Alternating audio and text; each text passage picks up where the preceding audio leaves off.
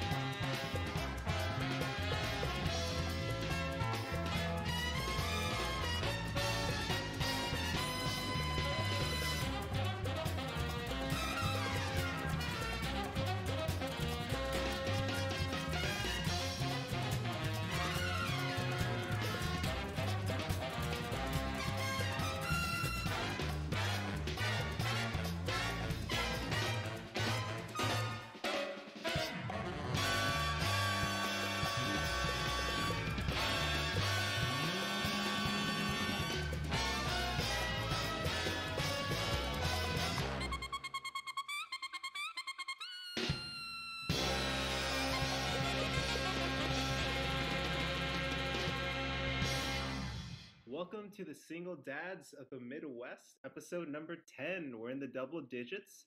Thanks to a mutual friend, Sheldon, who's single-handedly keeping this podcast alive. We are joined by the extraordinary Emily to talk about improv comedy as well as anime. Emily, would you like to introduce yourself? Extraordinary. Well, that's so nice. Thank you. Hi. My name's Emily. I'm coming out of Dallas, Texas. I am an improv comedian. Not for like my full-time job, but that's one of my many passions is doing improv comedy. And before COVID hit, I was performing regularly at local comedy clubs. I was doing sketch, improv, and a little bit of stand-up, but not out of fear, probably not committing more to that. But I've been doing improv comedy since about 2016. And when I'm not doing improv comedy, I like to nerd out and watch a lot of anime, which I'm very excited to talk about. Awesome. And while I am probably nowhere near as professional as you, I do know a little bit about improv comedy and anime. But we'll talk about improv and then we'll get to the anime. So what's your origin story? How did you get into improv comedy? I am so glad you asked. So I graduated in 2015 from this tiny school in Wichita Falls. It was very cheap, which is why I went. I'm not ashamed to admit that. But I went and I had a degree in, I doubled in English and history, and I had a poli-sci major, but I didn't know what to do with that. Like, what, what do you do with, like I didn't, I knew enough about myself to know that pre-law wasn't a good option for me. I'm not like a very office professional type of person. Like it it's just not a good environment for my personality. And so I thought, all right, well, what can you do with that? And I was walking around downtown with my family, downtown Dallas, I mean. I had moved back home, and I passed this sandwich board on the sidewalk, and I didn't realize it, but we were in front of a comedy club, and it was advertising improv lessons. And I was like, huh, I didn't know that they taught this kind of stuff. But I didn't join improv like immediately because of that sign. I kind of thought, all right, well, that kind of got me thinking about like, all right, wow, well, I mean, I love comedy, and I've always sort of been interested in how that happens. I didn't exactly have like aspirations of, uh, like Comedy Central presents Emily Baudot. I wasn't thinking about that. It was more just like I didn't really know what to do with with my spare time. And so I went to a couple open mics, just doing like plain old stand up, and I was doing okay, like for a beginner. I which for an open mic is not saying a whole lot, but I was at least thinking about what I was going to say before I went up on stage, which is a lot more than you can say for a lot of people who try to do an open mic for the first time. Um, but I did that for a little while, and then I heard, like, through the grapevine and just through talking to other more accomplished comedians, that doing improv can help your stage presence. But it also has a lot of, I mean, I'm sure it has a lot of other benefits, like it can help you just be more personable and blah, blah, blah. And all of that would be revealed to me later. But my immediate motivation was, okay, I'll do a little improv and then I'll do stand up, which is where quote unquote real comedy happens. Not the case at all. of course. But that I learned about that, how it could be better for you, and I thought, oh, okay, well, I remember that sandwich board. I think I'm gonna look into that. And then that became like improv. And then once I started taking classes, improv became like the affair on stand-up comedy that I would have, just because it's so fun, you know? And I never thought that doing something without having a plan, as neurotic as I am in my non-comedic life, you would think that that would kind of frighten me away. But it was like a rush, and it really helped me overcome uh, anxiety and like social struggles and just like the feeling of awkwardness that I had like my whole life. And this is a very common thing that people talk about. I'm sure that you've heard it 1,000 times. But yeah, and not to be cliched, but it literally changed my life. I mean, I'm in a long-term committed relationship with somebody because we met at a comedy function. And that's the origin story. And if that's a bit of a longer answer than you wanted, I apologize, but it's No, it's a I little mean, involved. it's all about learning from the guest, right? So you should ideally do most of the talking, but that's awesome. We also had Martin. I don't know if you happen to know him, also a friend of Don's, who is also really into improv comedy. He's over here though in the Bay Area, I believe in San Francisco. Ah, okay. But that's awesome. Yeah, I mean, I feel like improv comedy, even at a non like even semi-pro level, is just really about having fun, and I definitely see like there's tools to overcome some of those things that you mentioned. For Um, sure. And also just for anybody listening, I feel morally obligated to interject and say that improv is not therapy, right? So if you are struggling yes. with social anxiety, talk to a doctor before you just throw all into improv. It just happened to help me at a particular time in my life. So No, 100, there's 100%. yeah, there's your disclaimer. For sure. No, 100%. But definitely go to a doctor. But I think in terms of a recreational activity, improv's definitely a great one to at least check out. So, what Mhm. does improv look like for you now, especially in the COVID era? Are you still able to do things virtually, or how is that going? Well, it's the short answer is I'm the minute I get vaccinated, I'm going back on stage again. I'm still in touch with a lot of people who are doing troops, like in this, or with a lot of people whose troops I was in, like in this time, we wanted to stay like closely connected and stuff. But um, I mean, I'm not performing live anymore. When things initially started to shut down and we realized that live performance was no longer really a safe option, a lot of people tried to get together and do virtual shows via Zoom, which was cool and great. And a lot of really good and interesting content has come out of that, not just in improv, but also in like theater generally. But I tried it and man, it's not for me. There's Not the something that same. yes, there's something that you lose. I'm not even talking about like lag, which is something that you can overcome if you practice. It, it's there's like a feeling you get not just this isn't magical, this is just human nature. I can't see or hear the audience. I can't A lot of improv relies on you making choices, and sometimes those choices are dictated by like uh the reactions from you and your teammates.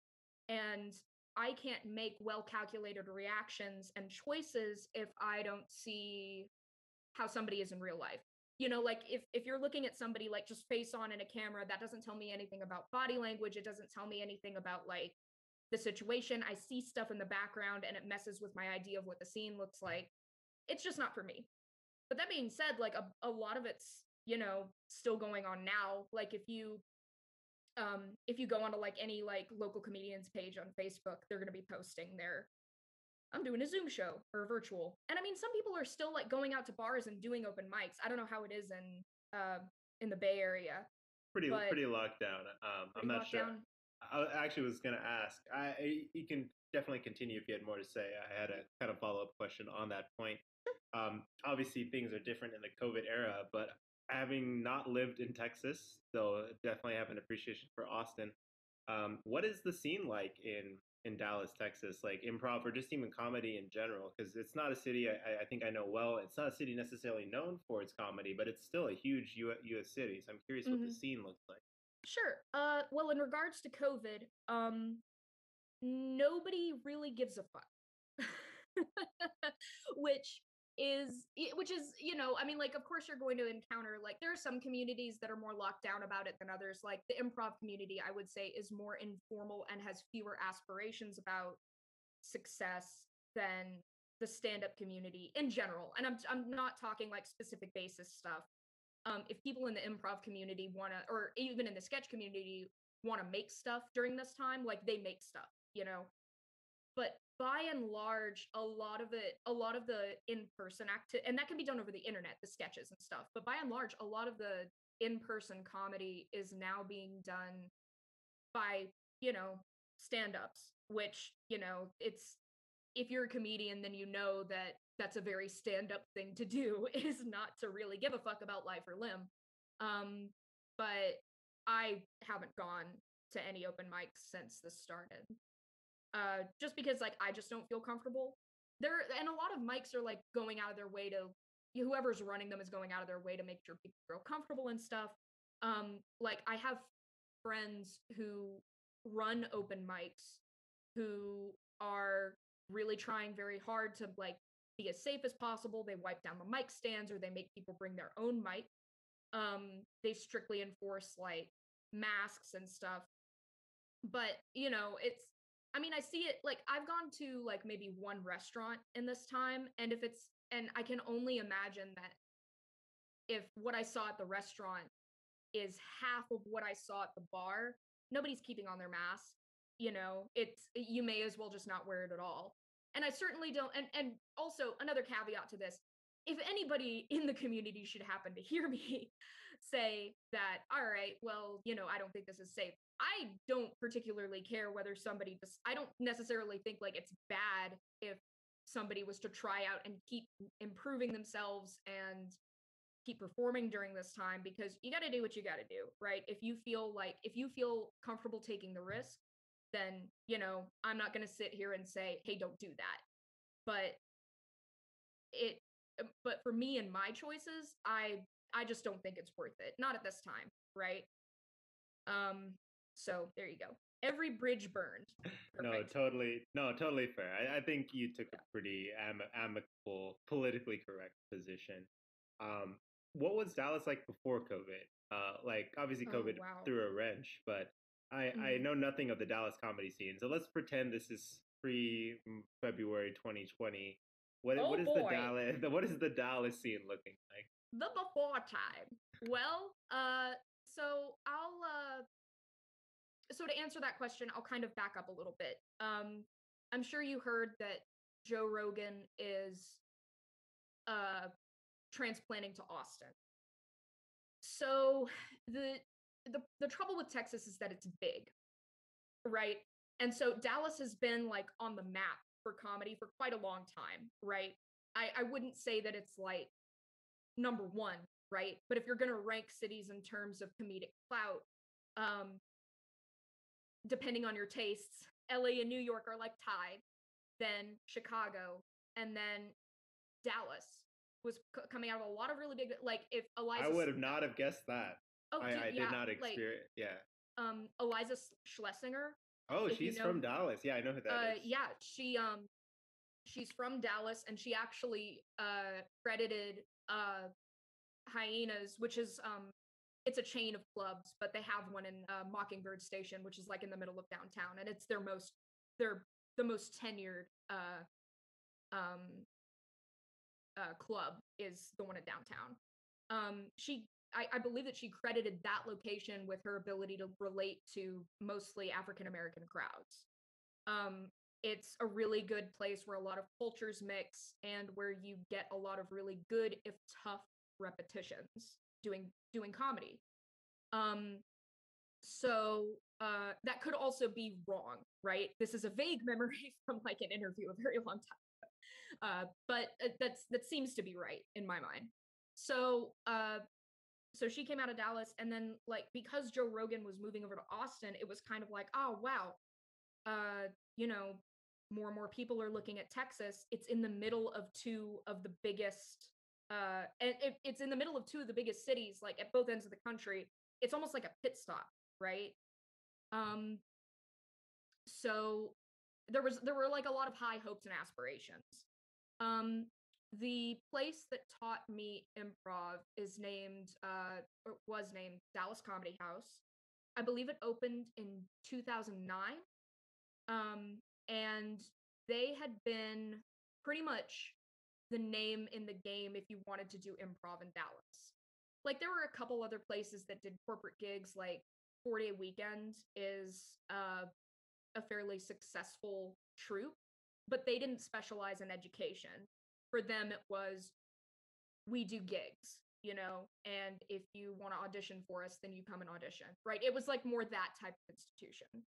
Um, and there were a couple other like theaters that would do workshops and stuff, but if you wanted to be an improv comedian, you went there. Um, so that was where I took it. This is a long, involved answer. Again, I apologize. All good. So, so so Dallas Comedy House had been open and had been growing. They had 3 different locations. Each one was bigger than the last. Uh, and then in 2019, and actually even before that, like in 2017 and 28, I believe in 2017, but definitely in 2018, the owner was able to invite uh, producers and decision makers from Just for Laughs to come and watch people audition. And I had the pleasure of auditioning for them. Didn't go anywhere, but I mean, like even to be able to say like, oh yeah, a producer or somebody on the ladder from that show watched me and liked what I did. Oh my god, over the moon. Like for Yeah, a that's hobbyist, awesome. yeah, for a hobbyist, that's unheard of, you know. And at least and like from my experience, I was regularly performing there. I was doing paid shows, but it wasn't even like it was enough to for gas like to and from the theater, it wasn't even like it was more like so that I could say, oh, I got paid doing this rather than for the pay itself. It was one of those things. And it wasn't just me. There were a bunch of people who stuck around that were able to do that. And a lot of them are like, I can also give you their socials if you'd like, but a lot of them are really accomplished. Um, and every year, uh, this place would host a comedy festival, Dallas Comedy Festival, and it would happen in March, right as the weather started turning really nice. And in Texas, that means that it goes from like freezing, like it is now, to oh, you can sit outside and have a beer and not want to die. Like it's a really fast switch, and so they're taking advantage of that with the festival. And then, right before um they were coming up on like this was their I believe 11th or 12th anniversary of being open, which for a small business, a comedy club, it's insane, you know. Um so if you want to use that as like a temperature, it's almost like a temperature gauge for the comedy scene in Dallas, you know. And they were about to have their uh they were about to have this festival, um and then COVID hit and the festival was canceled, which is like that's their moneymaker, like for the year. They're a club and they make money off of drinks and the comedy festival, right? It's just the business model. It's tough. So that was gone. Then all of summer is gone, which is when people like to be outside and drink. The place had a whole big patio, that they were set up to like entertain and do all this stuff. They missed out on that. Um, Other clubs totally shut down. Some places that specialize specifically in like live performance were okay for a little while.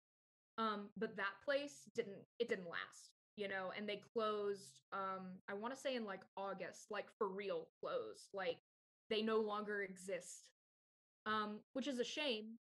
But it's sort of like it was symptomatic of COVID, and then also just it was what everybody was going through at the time. It really wasn't a surprise.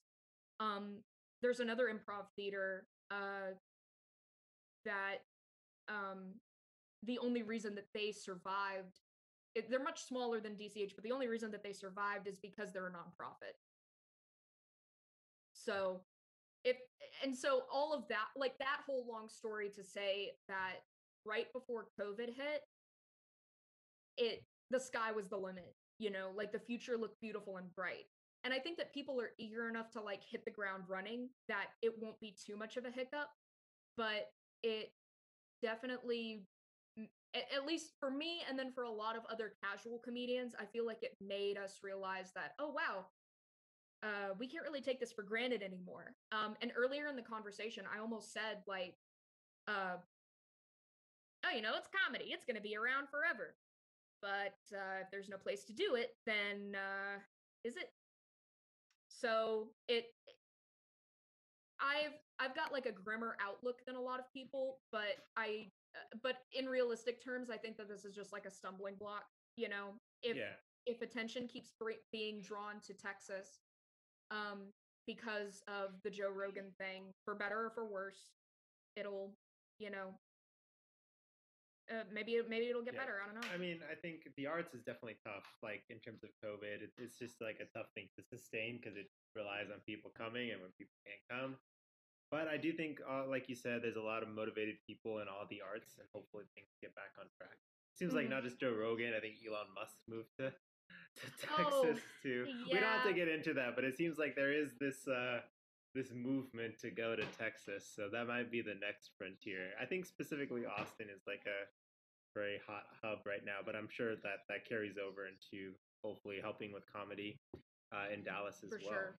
Yeah, and I mean, even with like, definitely be like that is one area that I know nothing about, but I think that it's like like Amazon even considering what was it Mhm. like? It was either Plano or Dallas. Yeah.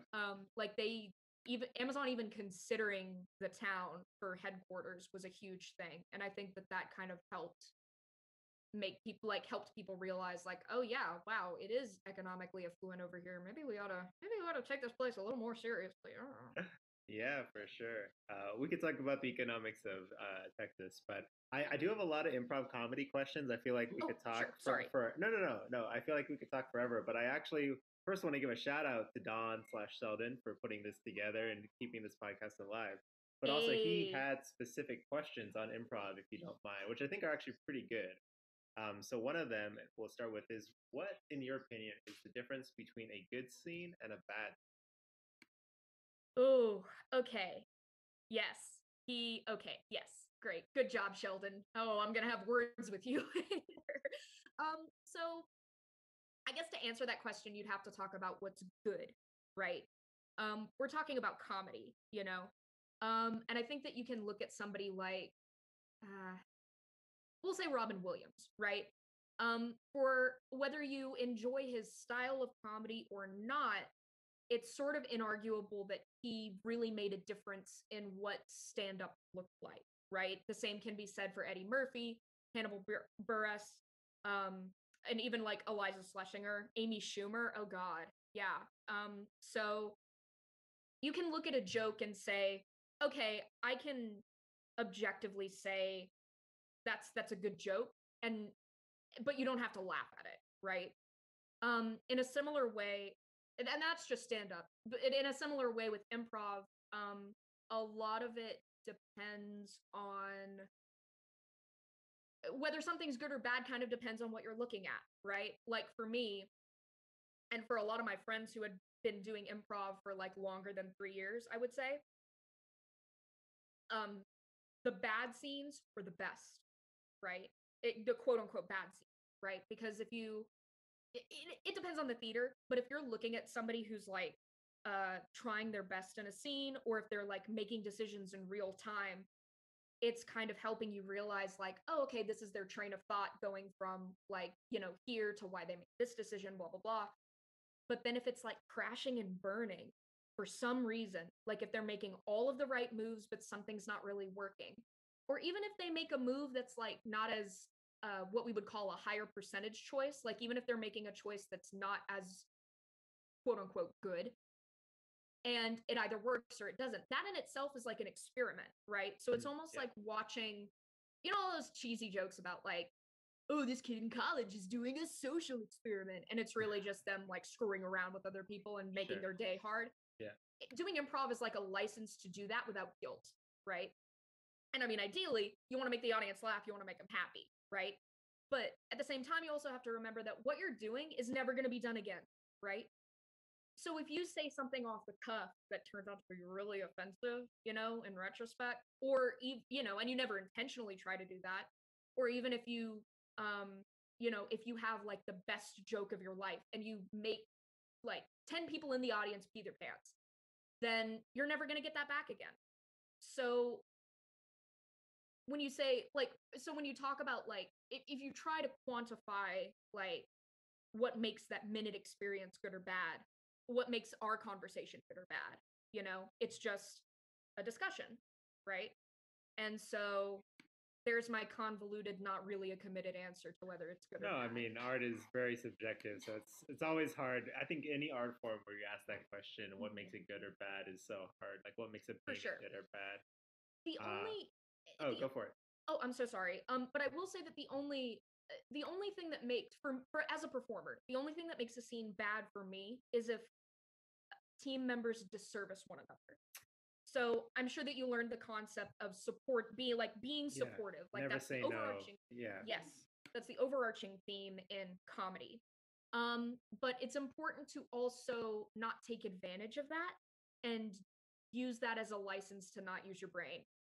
I always think So of I don't know if you've seen The Office, the improv comedy episode where with Michael Scott. Okay. yeah. I was thinking of that being the perfect example of what not to do.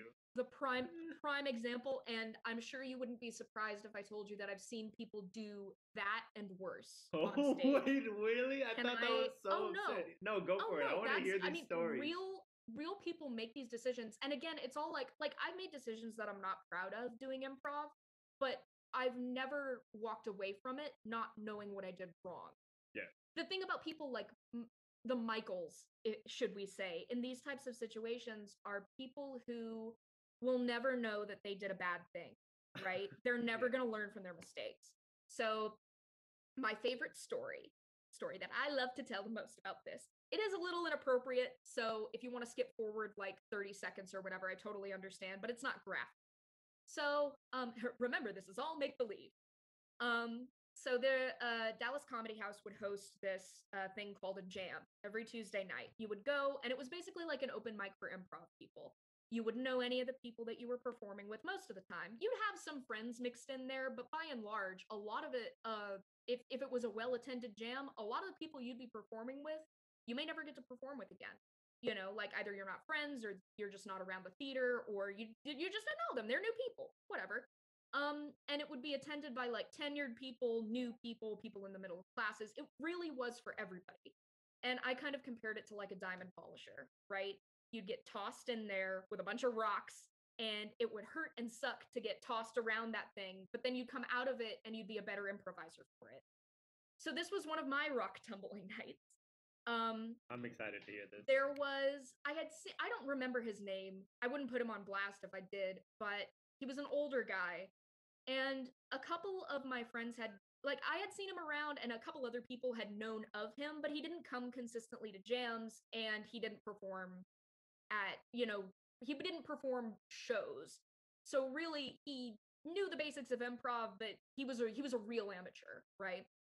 Um so uh the scene starts. I forget what led into this, but it was me and a third person, right? Not the older guy, but me and this third person who was my friend, we started a scene, and I think it took maybe about 5 or 6 seconds. I established who I was, as I was like a wife or like some kind of maternal, I said like maybe that half of that sentence, and he tapped out my partner, sat on a chair in the middle of the stage, space worked and pantomimed his erect penis in his lap, and said, "Oh, honey, are you sure you want to have sex tonight?"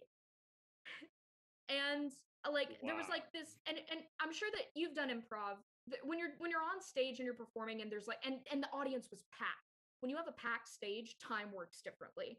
So he said that, and not only did I kind of I was surprised, oh my god, shocked, that this stranger would initiate this type of a scene, with nothing established.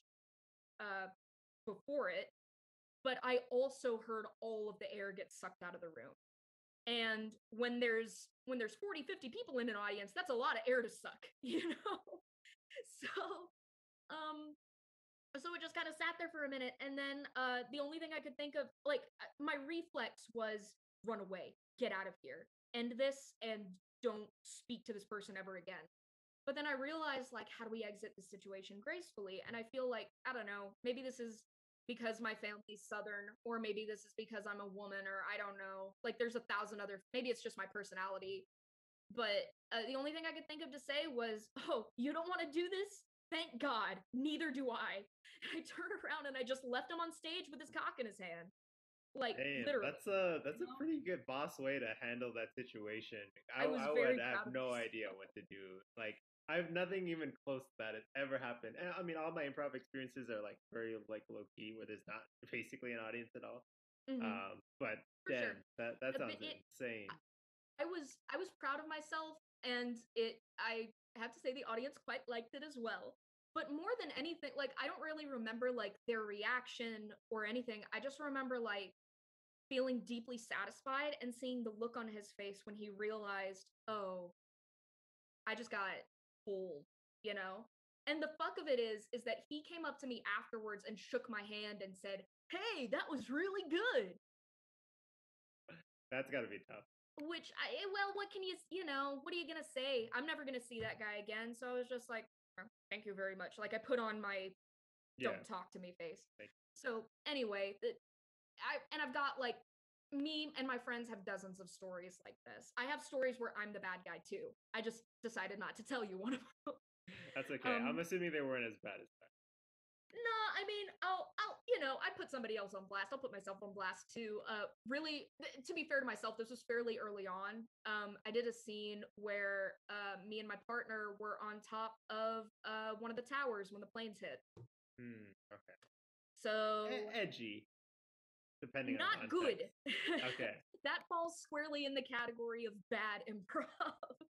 um, and so anyway, it's if you the only time that the only condemnable things on stage are the things that make you and your friends look bad, Hmm. right? Yeah. But if you go out there and you have fun and you have a happy heart, then most of the time it just works itself out. Agreed. Agreed. Just to move on to another question, though, those stories were definitely entertaining. I've got Um, too many of them, unfortunately. Actually, Sheldon has a question that kind of fits with this perfectly. How do you deal with jerks and bigots? Ooh, okay. So I like to think that I'm pretty good at it. Um, because I like, it's a thing about power, right? So, um, at the at the and I keep gesturing to my shirt because I'm actually wearing a DCH shirt. Um, uh, the cool thing about DCH is that the owner had a no tolerance policy for any ism, right? No racism, no sexism, no ableism. The minute that it became a problem, you would not perform anymore. And warnings were very rarely given out. It most of the time, if you go through the ranks and you go through all the levels and you become known enough to, like, get on stage and do, like, paid shows, most of the time that filters out any bigots or even people who, like our friend from my story, who just are never going to learn, right? um but uh sometimes stuff does happen, and then when it's improv, sometimes you don't know, right? If it's a situation like the jam, then uh and it and if you, like, don't know the person, I'm a big proponent of just saying, like, doing what I did and leaving them, right? Because if they're going to abandon you by virtue of their words, you can abandon them by virtue of your actions, right? uh and I personally enjoy doing that. Turn it around on them. Boom, flip it.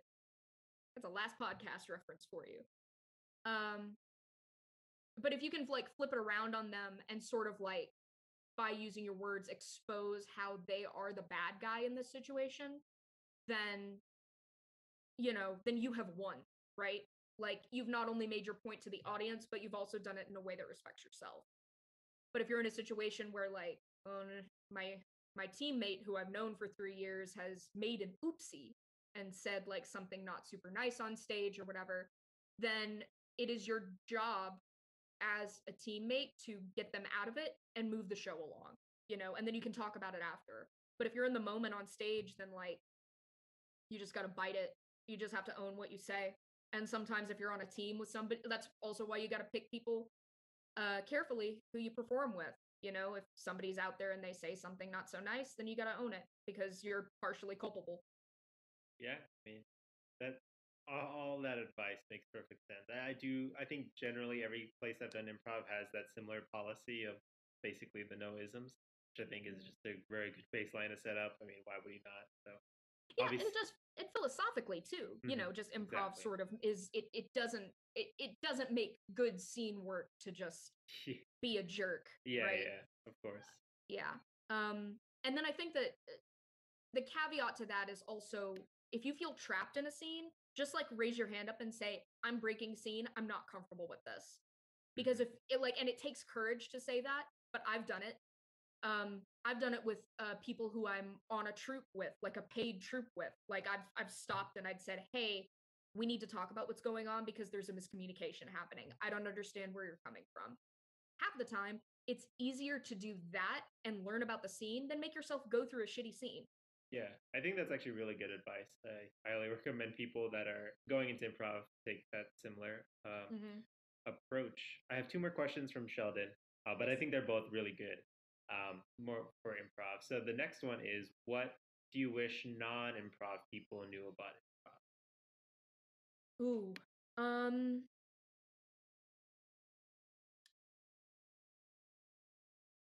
Probably that it's not a cult. I just Ah, I paused there because I was thinking about that recurring bit in BoJack Horseman where it's like, oh, you gotta do all the levels and stuff, and then you'll be a wizard at level 11. And it's there are some businesses that I think exploit people who just want to have fun. Um, and everybody has a different experience. My experience at this particular place where I got a lot of my training and did a lot of my performing, I didn't have that experience. I didn't feel exploited. Um I if like I do think that there's a problem, especially in the comedy community, with uh club owners or business owners saying like, oh, look, there's this market of people who want to become more personable, or who don't have a direction in life, or who feel scared in their own skin, and I can make money off of them by telling them that they'll be famous. So you should watch out for that. And if there's a community, like a like I'm thinking specifically of, oh no, what was it? Was it IO, I think, that had the big scandal? There was some improv theater that was like you would know fairly, more than I would. man, you think I would, but I can't fucking remember the name of the place. Well, whatever. Somebody listening to this is gonna know. It was a pretty not great community where a director for this improv club was taking advantage of women, and there were like there were some, if it wasn't sexual assault, it was close, right? Like some very exploitive things were happening. Um, and it took a long time for that person to be ousted, right? So if you hear stuff about improv being like very insular, or there's a lot of favorites to be played, or it's toxic theater in all of the worst ways, I can't argue with that, because in some ways a lot of businesses are like that. But if you go into improv and you want to try to take lessons, please don't let that discourage you from trying it, because chances are whatever little local theater you end up taking improv classes at isn't going to be like that. Yeah, Um yeah, no, yeah. that makes sense. I mean, definitely watch out for power hungry people, but I do agree that generally most local places probably are fine, especially like there's a lot of meetups that do improv that are like completely by definition nonprofit, and like Mhm. chances of having a good time drastically go up there. I think the last question I'll ask, I was gonna ask some variant of this, but Sheldon also asked, is like, what does improv mean to you? Like, what's the like takeaway you want to give to the world about improv, especially to people who might be Wow. curious but haven't maybe started yet? Wow. You could take some time if you want to think about this. Sure. Uh, Man, I mean, what doesn't it mean to me? Um, this sort of rings hollow because I did just admit to you that I haven't performed in almost exactly a year. But I mean, it's the truth. Like if this year hadn't been the way it's been, I wouldn't be talking to you right now. I'd be performing, you know. Not to say your company is lovely, but you know what I mean, right? Like I feel like a lot of us would, you know, like we wouldn't be in our Understood. homes. Yeah. Understood. Yeah. And I mean and especially Thursday, like that was like a corporate night, you know, like there were a lot of corporate shows that for whatever reason that happened on Thursday. And I mean it just being out like with your friends and stuff. Um I mean I it reinvigorated my social circle. It made me more comfortable with who I am. It got me to think critically about my actions and like who I am as a person. And then it also gave me the opportunity to create art, you know? I'm a writer, but sometimes the ink runs out, you know? And uh, it, it sounds very cheesy and overdramatic to say it this way, but it stimulates me in a way that nothing else in this world can. Um, and I don't do it because, well, that's a lie. I do it for the attention. Anybody who does improv for longer than 3 years likes the attention at least a little bit. But For sure. that's not like my primary reason. Like I go because I want to discover new things, right? And what better place to discover something new than in a in a social situation that is by definition a blank slate. Um, so yeah, it means everything to me. And I I don't know. Like if I could make everybody else understand that, then I would. No, So I mean that's beautiful. That's really what this podcast is all about. Talking to people about like what really drives them. You know, lights the fire in their hearts and souls. So it's mhm. beautiful. Yeah. Beautifully put. I think we can end the improv section there. I feel like that's a good note to end on. We'll wash our We'll hands wash and our get them hands. extremely dirty once again because this is a gnarly subject. I'm excited that you wanted to like talk about anime at all. Yeah, Like no, I wouldn't say I'm deep into it, but there's a few shows that I enjoy. And so I feel mhm. like anime would be a cool thing. And I don't think anyone's talked about anime yet on this podcast, so this will definitely be a first. Because everybody's afraid, everybody's Everyone's ashamed. afraid.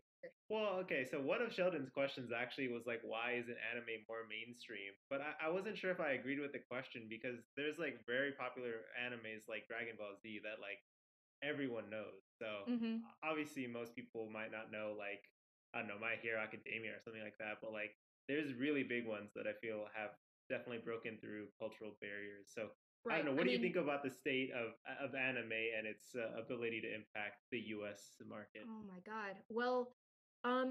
I mean, Walt Disney really primed America to be receptive to anime, right? And I mean, like, I'm not like a cartoon historian. So a lot of this can, like, in the details, a lot of this can probably be proven wrong. But when Walt Disney really became popular and World War II became not popular, but it happened. Um, there was a lot of cultural interchange between Japan and the United States. And that had kind of already been happening a little bit, like I believe in Hawaii and California mostly. And then whatever dealings we had with like the Pacific states and Australia. Um, but that really our us dominating Japan is really what started the cultural interchange. Um, and so really all anime is just cartoons with a different flavor, right? So Disney's pumping out stuff like well, I mean like Snow White, Oliver and Company, like I mean a whole legion of princesses, you know? And a lot of anime characters are really like just they're like that, you know? Um Is the difference between anime and cartoons simply stylism, or is there a meaningful difference between anime and cartoons, other than one is from Japan and one is from the Western? Like, Sure. I mean, I think, yeah, literally it's like language, and then in a lot of anime, it's a cultural difference, like just in the writing, and then how stories are told, what types of stories are told. But if you break anime down into like what it like the medium it is no different than, Steven Universe, right? Uh, It's only kind of I what's the word?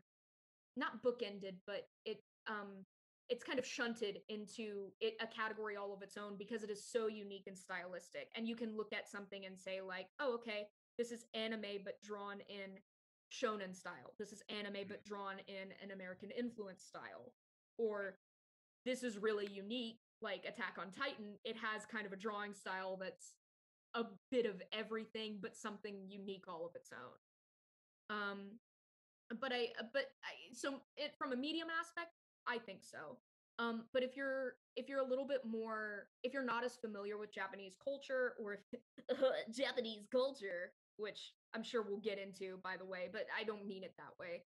If sure. you if you're not as familiar or as worldly, maybe worldly is a better term. If you're not as worldly, then anime is about as foreign to you as uh like a traditional bowl of ramen.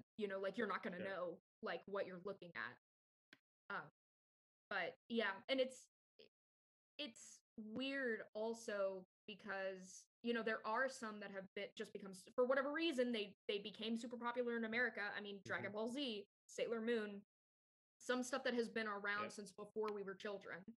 Um, and that's just modern, but this has been going on since like the 50s, 60s. Wow.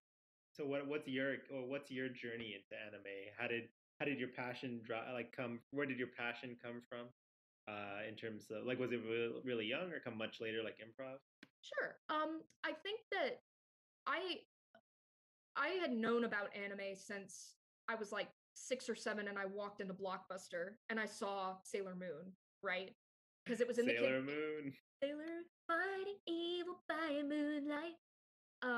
And it was one of the movies, right? They didn't have like the seasons or anything, but I believe it was I forget the name of the movie, but it's the one where she like goes like she's in like a nightmare coma. It was really dark.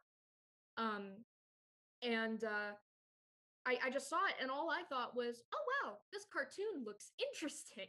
Right? Because to a kid, right, if you see something that's animated, "Oh, this must be for kids, right? This Yeah. is for me." Right? Um and then Roger Rabbit would come back and prove us all wrong. Um but yeah, and so I knew about it. I didn't know what anime was, but I liked the Sailor Moon movies, and uh then as I grew older, um, I don't know if Sheldon has told you this, but the area that we grew up in was very culturally diverse. I I I'm not exaggerating when I say that whites were a minority in my high school, and I'm not Wow. like and that's just a fact. Like we still absolutely had like, you know, it not to diminish like the fact that we're still in Texas. It's a very conservative place. Yeah. White people took up a lot of space, I guess is the polite way to say that. But it exposed me to a lot of different cultures. And everybody, all of us did. It was just like it was like this American experiment in that high school. It was bizarre. And I connected with a group of friends in middle school who were we would call them weebs now, right? But we didn't know that. All we knew Yeah. is that uh we liked anime, right? And Yeah. I didn't know I liked anime until I started hanging out with these kids. I'm like, oh Mm. yeah, anime is cool and it's edgy and alternative, and it's not what the popular kids like, but it's Yeah, interesting all on its definitely. own. It was definitely like part of the rebellious, the groups for if you grew up in the 90s For or were sure. born If in the you 90s. yeah, you would be like, it was like mid-aughts, and you were like anime was kind of put hand in hand with seeing kids who liked Nightmare Before Christmas. It was that Yeah, kind of thing. yeah, I would Um, say. yeah. And so the first And so I had a friend who collected manga, and she let me borrow a couple series. And the first one that the first manga that I read was Fruits Basket, which is a very typical middle school girl thing to read. I actually don't even know what that is, to be quite Oh my honest. God. It's so catered to like adolescent girls. It's not even funny. So it's this the main character is I forget her name, but she her like she has this tragic backstory, like her mom is sick and stuff like that. And I forget how she like meets them, but she encounters a like a group of boys who have been cursed to carry the burden of the Chinese zodiac or something like that. Like they all like have like one's a mouse, one's a rooster, one's a I don't know, a lizard. I don't know. I can't remember them all. But and I think that it was like oh, all of these different flavors of boy that she could potentially date was basically what it boiled Oh down to. wow, that sounds Um interesting actually. yeah, and they had all of their like little backstories and stuff. And so we would uh we would talk about like Fruits Basket all the time. And then it moved into like I like after that, that was like a short stone's throw away into yaoi, which I no longer partake in, but I don't know if you know the that genre of anime, but it's basically No. like it's gay dudes, right? Like it's Okay. basically like gay homoerotic love stories. Hmm. Yaoi is uh two masculine folks, Hmm. um and uh Yuri is two feminine folks generally, like Okay. so those were the two. And then like and that's like a whole genre in and of itself. And after a while I just stopped reading manga and just started watching anime. And then I kind of as I got older I kind of realized like oh okay, maybe me engaging in some of this literature is a little problematic. I should probably pick and choose what I consume more carefully. But then it just sort of turned into like, oh, okay, this is a hobby, and it was definitely like from the years of like sixth grade up into like probably the minute I graduated when I went to college, and I realized like, oh fuck, it's probably not cool for me to talk about how much I like this stuff. And then of course, Hmm. your horizons get expanded with Sure. college and all of that. But I mean, it took up a significant chunk of my childhood. Like I definitely wouldn't be the same person that I What were the absolute bangers at the top? What were the best animes that you've seen? Or you could even now, like oh like all all time. time. Oh man, my favorite is Puella Madoka Magica, which is it has a longer name, but it's the shortened reference is Madoka. Um, it's the core show is only 13 episodes long. But there are several I believe that there are a couple spin-off series and at least two movies. Hmm. But honestly, if you had a binge day, you could get through the whole like the criterion of that show in like a day, you know? Okay. Um, but that's really cool, not just for like art style, but then also like that's a really good example of Japanese storytelling Hmm. um with with like a tiny little bit of American influence. So, but then also it's not just like strictly Japanese, it's also just like in and of its own, it's a very unique and interesting story. And it also taps into the other thing that kind of separates anime from other types of cartoons is that there are some tropes very specific to the genre. So in Madoka, and Sailor Moon is another example of this. In Madoka Magica, there's transformation or magical girls, right? Yes. So, Transformation in generic, definitely. generally, oh god, Super Saiyan, like that's the oh first thing that that comes to too. mind. That yes, I went to darker places than you did. I've been on the Oh internet wow. for I've been the only thing that I've been able to do is like sit on the internet for like the last year. But no, I mean, yeah, like just something changing into something else, which is like a general story trope, but specifically for this type of anime, it's like the hero turns into something that is more than themselves, right? For Sailor Moon, she takes out her compact and she and and there's a whole like animated sequence, right? And that's really Yeah. what separates uh the the magic the magical girl or the super saiyan from somebody who's like cursed to be a werewolf or whatever. Sure. Yeah. Um so that show has a lot of that in it, and then it's also just cute, but it's also the storytelling is also very dark. And that's another. Sorry, I'm all over the place now. I was so very No, that's organized when I was okay. We're talking about having a it. lot of good ideas going on, so it's Yeah. all good. So as far as that's one element of Madoka. The other element is uh like a more dark storytelling or like darker concepts that are presented in like a cutesy way. So um and I mean like you could say that this is like a trait in all of animation, right? So if Pinocchio is a really good example. If you go back and watch like the Disney version of Pinocchio, it's a fever dream, right? And I think even more so than Alice in Wonderland in some ways. Um like there's that joke that every great Disney character is an orphan, right?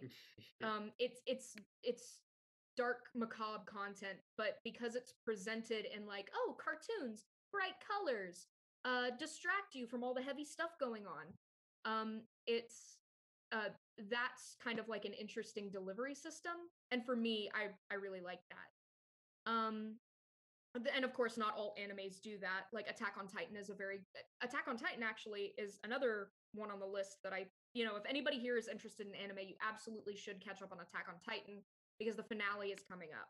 They're wrapping up the show, I believe, either this year or the next year. And that's a big deal. Uh, just because the show itself was so popular. But I would say that that's an example of an anime that treads into like very dark territory, but doesn't look cute while doing it. It's very graphic. So there's two. I think, um, and then like that's not even touching like uh movies. Like they're like I mean I'm sure that plenty of people have seen like at least one Studio Ghibli movie in their life, and they didn't really realize, oh, I'm watching anime, but you Yeah. are. Um, uh and there's so many good ones. Spirited Away is incredible. In stuff that hasn't been produced by Studio Ghibli, Akira, that's a really good post-apocalyptic, um kind of like a just like a very somber and not like stereotypically anime look at a piece of uh Japanese media. You know what I mean? So yeah, super rambly answer. No, no, all good. But there you And go. Yeah. yeah, I'm biased since I still have the middle school in me, but Naruto will always be top Mm, notch in my mm-hmm. opinion. Unfortunately, with those kind of animes, they just get so long. I mean, One Piece, right, is notoriously long for just like Mm-hmm. never ending. I was into Bleach a little bit. I was into the very mainstream animes, right? I'm not like I'm a casual, as they say. Mm-hmm. I think I think the most recent one I've seen was Cowboy Bebop, which isn't like recent, but It's a solid one though. That's very a really good. good one. Yeah. Love the opening, and I think Cowboy Bebop is probably a good one for people who aren't into anime, but looking to Mm-hmm. get in because I wouldn't I mean it's not like a light show, but it's not like super dark. It's kind of like this cowboy western kind of thing. So I think it's something that people can get into like from a western audience and really Mm-hmm. enjoy. Absolutely. There's definitely an anime for everybody. And Mm, one of the actually plug time. I'm about to start go for it. writing I'm about to start writing a series for a friend's online like media platform. It's called the TV Watching Club. And they cover all genres. They basically do rundowns of like the super big shows that you were talking about, Hmm. like Real Housewives. They do like a rundown of that. They're opening up like a lot of different genres. Like I know that somebody's going to be doing Marvel for them. Somebody else is going to cover like made for TV movies and that kind of thing. But Wow. basically, if you want to know more about like what's being broadcast, you should join the Studio Watching Club. And I'm going to be writing some pieces for them about anime, basically like a primer for, oh, okay, I want to add anime to my watching rotation, but I don't know where to start.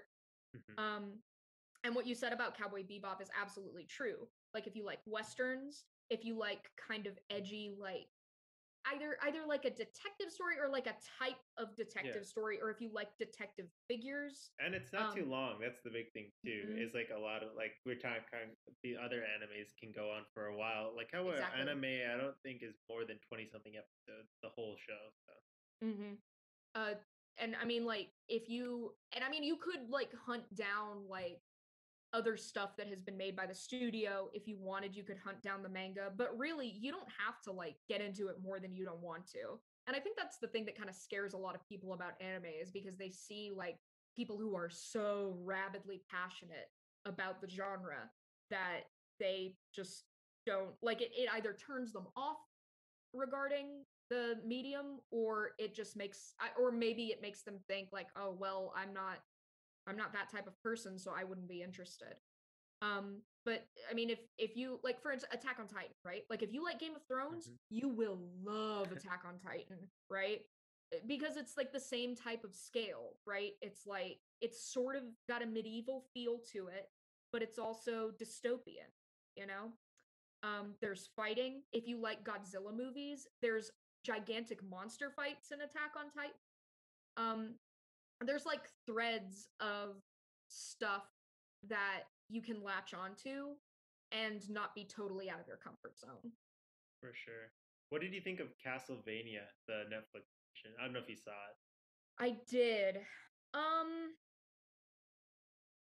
I mean, unremarkable, like it felt like a Netflix produced it, right? Like, I want to Yeah, say that they I had a think so. hand I in think it. it was a Netflix original. I don't know for Yeah, sure. I remember stepping away and thinking that this was like both directed and written by somebody who just wanted to tap into the anime market. It didn't really, like, I don't want to say that it didn't have any heart or whatever, because it's Castlevania, like like Yeah, people have nostalgia attached to it. And I'm sure that like and this is also just like vague memory. This was yeah, years ago that I watched it, but I seem to recall thinking that, like, yeah, that'll be interesting for some people, but if you want to like start exploring the genre, I wouldn't bother putting it on your list, you yeah. know. No, I agree. There's I was just curious your there's thoughts. Oh, for sure. There's so much more that you can get out of a show. And I think that's the other thing that we sort of have to be cautious of as well, is that like as you start exploring anime, like even where you get your streaming content from, that could change your experience, Mm, right? Sailor for Moon is a sure. good example of like the rights have been sold so many times. There's like 4 or 5 different dubs, and if you and like the edits are different too.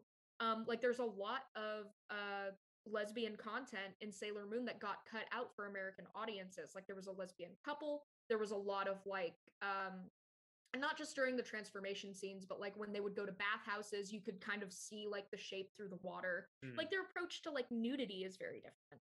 yeah, So depending on the type of experience you want, um, where you get your anime kind of makes a difference. That sentence didn't make any sense, but no, no. I mean, yeah, your source material is yeah, because there's different versions of the same thing basically.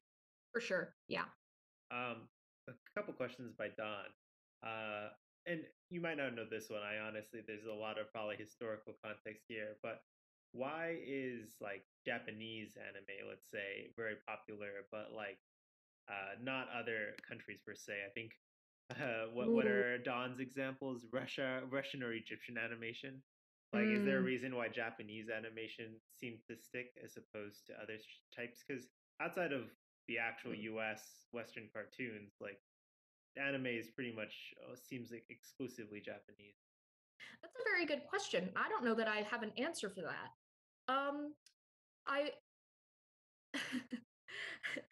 I say that, and I was about to say I don't know that I've ever seen Russian animation, but that's a lie, because I've watched um I've actually seen, like, I'm a giant dork and I like animation generally, so I've seen several pieces of Russian animation.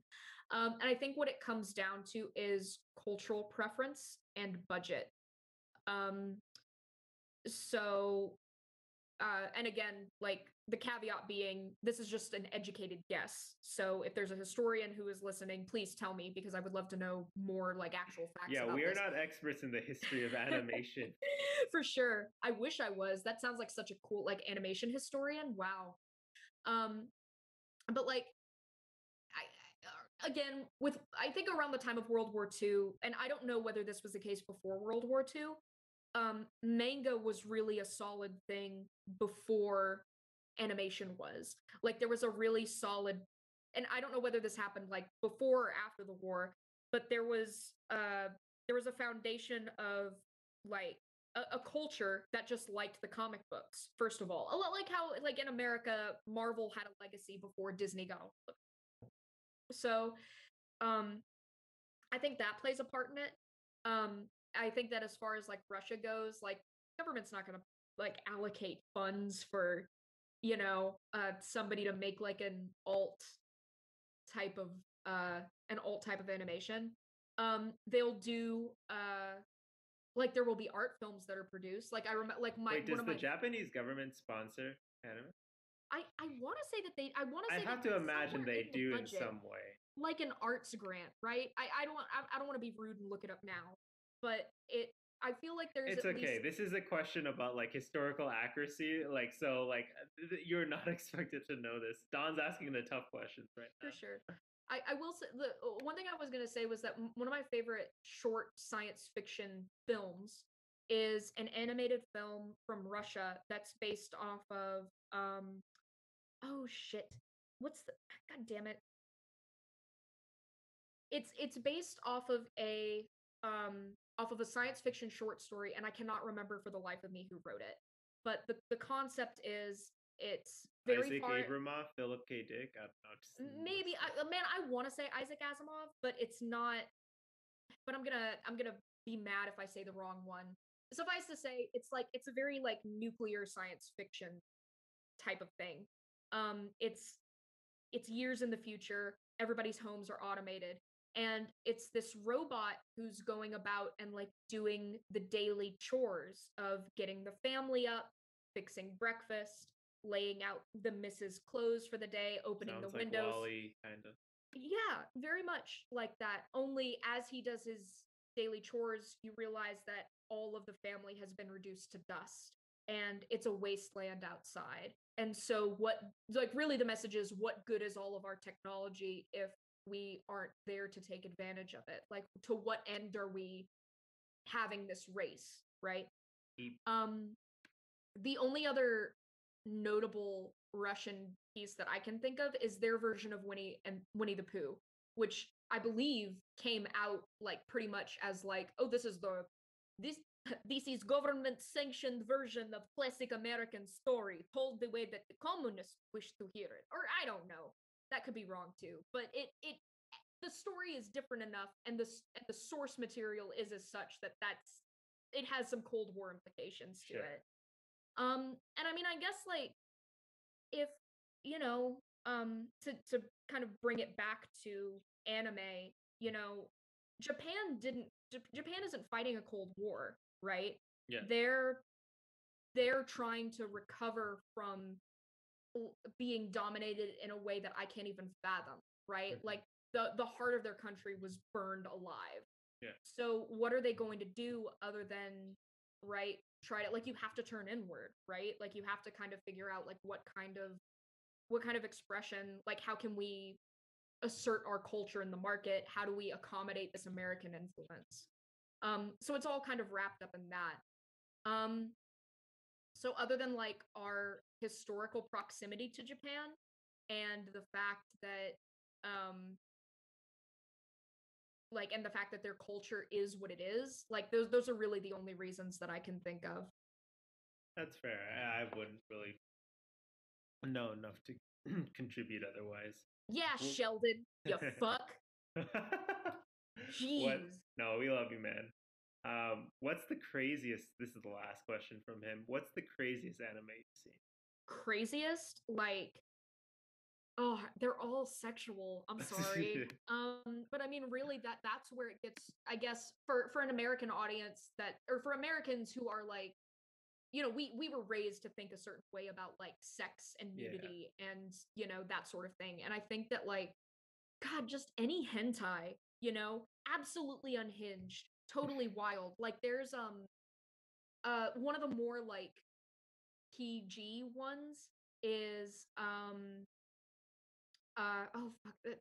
I forget the like the actual name of it, but it's the English translation is something along the lines of like um RPG dungeon sex tester or something like that. Jesus. And it's like this like it's a Dungeons and Dragons character who goes into these different like monster layers and tests out having sex with each of these types of monsters. Oh my God. Right? What So a really concept. it's oh god, it's gold, comedy gold, but also like lewd and terrible and weird. And and so it's just like there's like an openness like in that type of in that genre within a genre that really blows my mind sometimes. But for one that's like absolutely PG, like I don't know that you could show it to kids, but it's none of it is explicit. Food Wars. Have you seen this? Maybe. Oh, is this? Describe this show. I think my roommate was watching this one time. I think it's on Netflix, but I kind of like it. And so I was showing it to my boyfriend, and after like 2 or 3 episodes, he was like, "This is making uncomfortable, and I need you to turn it off." Wait. So It's like the food is animated too, right? And yeah, wait. Describe the show. I might know what you're talking about. sure. So it's I forget the name of the kid, but the main character is like the son of this very successful chef, right? And so his whole childhood, all he's wanted to do is run his dad's restaurant. Something happens, his dad goes out of town, he loses the restaurant, but he ends up getting into like the most prestigious food school in Japan, which is another trait of anime is just like themed high schools. So in Yes, I've noticed this. yeah, so like in Oran High School Host Club, it was like, oh, the rich people go to this high school. And then oh, blanking on another. But it's like it's not oh, and then the I forget the name of it, but the gambling anime. It's not just a high school, it's also its own gambling casino. Ooh. Oh, that sounds exciting to me. I don't know Oh, which one that is. it is that's I can't believe that I forgot to mention that one. I'll have to look up the name. But I believe it's on Netflix as well. Kakegurui? Okay. Something like that. But that one is like it's about gambling and the art style is very interesting. Okay. And it's That also appeals to me. Yeah, for sure. It's I'd highly recommend that. But Food Wars. So he goes to this themed high school where they have courses and spice levels and all that bullshit. And the theme is in every episode he will make a dish, right? And that dish is so good that whoever takes a bite out of it has an orgasm. Like they have a visual, like it's like they'll lift up out of their chair and all of their clothes will fall off, and then the very stereotypical like yeah, like that kind of thing with a lot of like Yeah, it was yeah. I don't know. There's maybe a multiple food animes, but I'm almost certain that my roommate was watching this one time. I wouldn't be surprised. I think it's on Netflix. Or it came out on Netflix like not too long before the pandemic. And it's for everything else about the show is like very typical. Like I would even compare it to My Hero as far as like, oh yeah, oh of course, My Hero, another high school with superheroes. Um One anyway, Punch. Actually, that doesn't. Well, there was a high school, but yeah. yeah, but it didn't last long. Like I think it got obliterated at some Yeah. point. um so yeah, but for all intents and purposes, it's like a very normal show.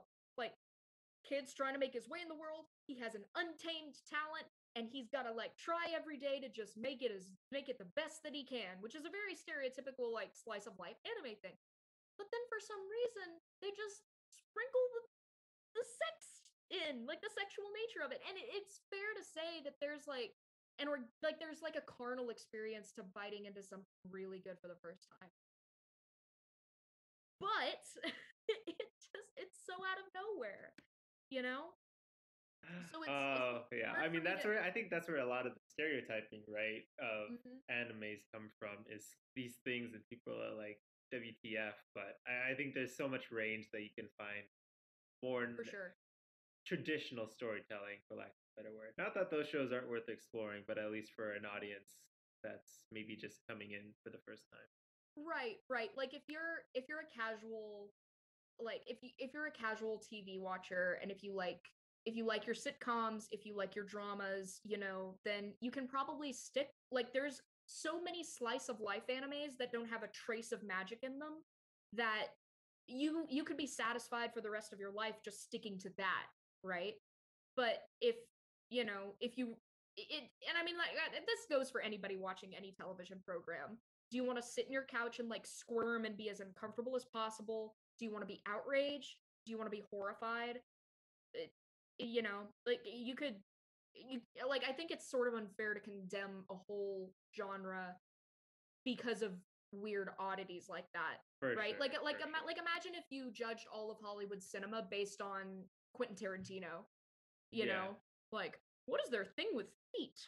Why do Americans like feet so much? And guns, although I Ugh. guess that one's more true. Feet, guns, and the N word. That's all Quentin Tarantino cares about. I mean, I am a sucker for his movies, but point Very definitely true. made. Um, awesome. Is there anything else on anime you wanted to discuss while you still had the microphone, so to speak? Sure. I don't want to take up a whole lot of your time. I don't know how long these No, no, episodes it can usually go run. as long as you want, but Oh wanted to boy, check in with you as well. I haven't socialized in so long that this could go on for 5 hours, and I'd be very happy. Um, but yeah, I mean, I guess like, and this is also it bears repeating the caveat of I'm not a cultural expert. I myself have never been to Japan. I don't purport to be an expert on this, um, or even on like American culture. But if I, it's a very interesting phenomenon that there are people who love anime so much that they sort of take leave of their senses, you know? And I mean, like, you could say like, oh, you could get invested with anything, but I think that it's sort of worth talking about that there's something about anime that makes people just go absolutely bananas, right? And I don't know if it's because, we grew up and it was the scene edgy kid thing to do, or if it's just awkward people finding themselves reflected in an equally awkward genre. But and this goes for like if you're a fan of anime and you're listening to this, I'd really want you to like kind of evaluate how you are consuming the culture, right? And especially now, it's wonderful because more than ever people are aware of cultural appropriation, people are aware of like the balance of power, like what kind of an effect you, as if you happen to be a white American, or even just an American of any color, like what kind of influence you have on the world around you as you take part in something that's foreign to you. Just kind of be aware of that. um if you are consuming anime because you believe that you've like found your identity in it, and uh you want to one day move to Japan or whatever, um I'd strongly advise that you sort of think about what you're doing, right? And I mean, of course, like anime is just it's like the internet, right? Like you can use it for good or evil. So if anime was the thing that made you want to learn Japanese and actually gave you like valuable cultural insight, then right on, man. I think that's great. But it's it's very strange to know that, well, I'll put it this way. At first, I was a little afraid to like even mention like, oh hey, I'd feel comfortable talking about anime on your show, because part of me still feels a little bit of shame for being interested in it, because by association it's almost like, oh, you like anime? How many body pillows do you have? You know? Yeah. And I would be like, I'm a fan of anything, right? Like I've got JoJo action figures like up on my counter, it's but I'm not it Yeah, it's a I very mean, I common think people should stereotype. be able to like Yeah. what they want to like within reason, in terms of like obviously not something that hurts other people, but I think Yeah, anime within moderation, right, is perfectly fine to enjoy. And I for think sure. being conscious of what we consume just in general is pretty good advice. I mean, Yeah. culturally, television wise, just in general. But yeah, I think that is good. So I think the bottom line is like definitely love anime if you love anime, but just be conscious of like why you're liking it and your kind of habits, right? Right. Don't become the elephant in the room when people talk about a genre, right? For sure.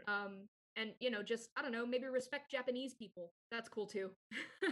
Yeah, I mean, I feel like if you're gonna consume and enjoy it, you have to have some appreciation for the people behind it, of For sure. course. Yeah. Yeah. Not to get on a soapbox, Go but for it, it's go for it.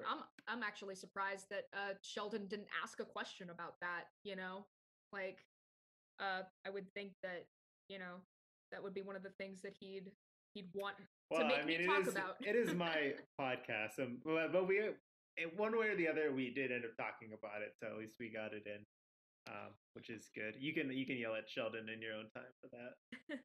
No, but It's a I think we did talk about that, so respect cultures, respect people, 100%. For sure. And besides, like it's the first rule of, comedy, or not, it's not the first rule of comedy. One of the many rules of comedy is if there's an elephant in the room, address it, like take control of the situation. Yeah. So, if occasionally watching Attack on Titan makes me a weeb, then I guess I'm a weeb. I don't know.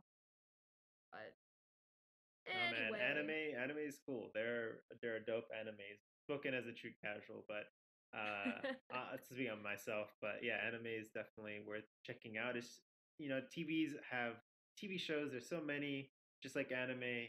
It's just another flavor. There's something like you said out there for everyone. Mhm. But yeah, Emily, like you lived up to the extraordinary name. We'll definitely put in any links that you would like, whether for improv comedy or anime, um, below. But yeah, thank you, Don, once again for putting this together in terms of Thank you, Shelly. I introduction. miss you. I love you. Mwah. He's And gonna yeah, hate that. he'll love it. He'll love it. Thanks for everyone watching. But most importantly, thank you, Emily. I really appreciate Yes. having you on. Thank you so much for having me. This was great. I love talking about things. But specifically, like it was really nice to be able to, share my passion with somebody. So thank you. Yeah, I will that was definitely have awesome. to go back and listen to those that came before me. It was an honor to be part of the 10th episode. Yeah, we're in the double digits. Thank you for that.